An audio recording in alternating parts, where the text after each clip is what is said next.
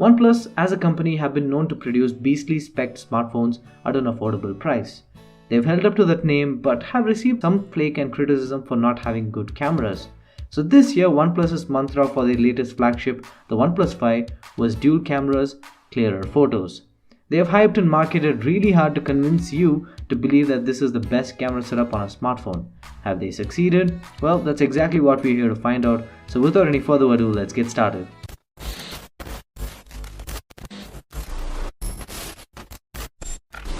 Quickly getting the specs out of the way, we have a dual camera setup to the back with a 16 megapixel primary camera with an aperture of f/1.7 and a 20 megapixel secondary telephoto camera with an aperture of f/2.6.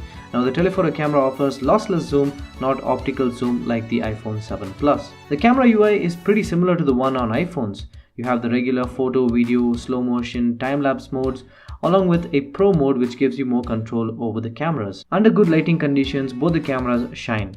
I decided to shoot all the images in Auto HDR because the processing is more pleasing to the eye. And I must say, the dynamic range is simply amazing. Sometimes it's too aggressive, I agree, but it gives you more light and detail to work with. The results sort of remind me of the Pixel and Pixel XL, but that doesn't come as a surprise since OnePlus collaborated with DxO to tune the cameras on the 5. The telephoto lens with lossless zoom is pretty good too.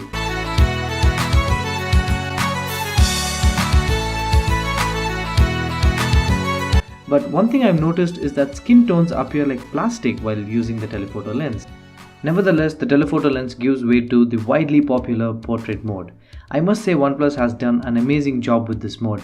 As you can see from these images, it captures edges of both humans and objects almost perfectly, which the iPhone 7 Plus finds it hard to produce.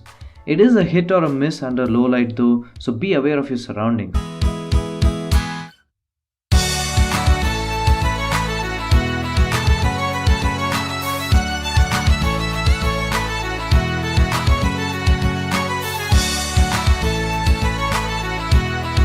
Coming to color accuracy, when you have neutral colors, the OnePlus 5 captures true to life colors. But when you have bright colors, it kind of leans towards the saturated and warmer side. If you're someone who likes to upload images without editing, then you'd love the output. Moving on to low light, the cameras try really hard to compensate for the lack of optical image stabilization, but sadly they haven't succeeded in their attempt. When the lighting gets a bit low or harsh, it cranks up the ISO, leading to more visible noise. And the color accuracy is not the best as well. But like I mentioned earlier, spend more time with the Pro mode and you should be good.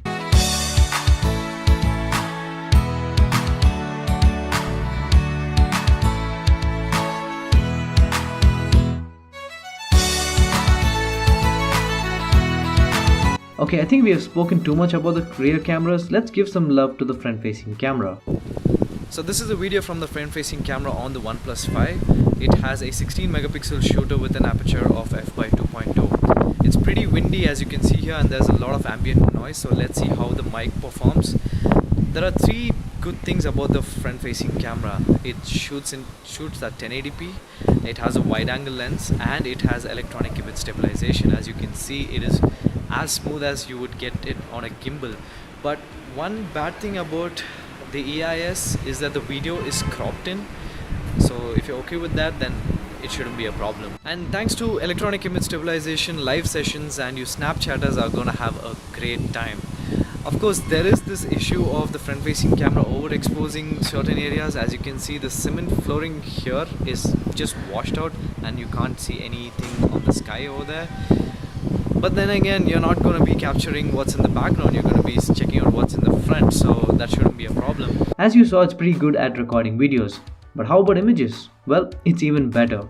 A good mixture of sharpness and softness makes them selfies look very uploadable. No, that's not a word. Under low light, it tends to crank up the ISO, which in turn overexposes certain areas. But on the brighter side, it offers wide-angle lens which should come in handy almost all the time. Moving on to video capabilities of the dual cameras at the back, the video output is really good, given that you stabilize the phone and color grade it a bit. Currently, the cameras offer electronic image stabilization only at 1080p at 30 frames per second. Overall, the stabilization is pixel level good, but there are artifacts if you notice closely.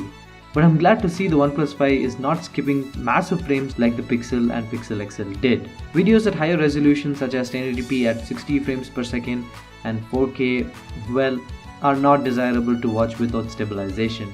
However, on the brighter side, OnePlus's founder has confirmed electronic image stabilization for both 1080p at 60 frames per second and 4K, so I guess we'll have to wait for the same and another camera review probably. Other features like time-lapse and slow motion were surprisingly good, even though they were all recorded completely handheld. So let's get to the verdict.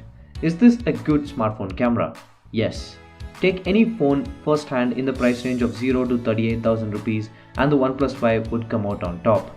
And with OnePlus aggressively pushing out updates to fix and better things, it would give a tough fight to current day flagship but obviously wouldn't win. But where it would beat them is the price to performance ratio. So if this is your budget, you should definitely consider picking one up. This is Santosh signing off for A-Reviews. You guys have a great day.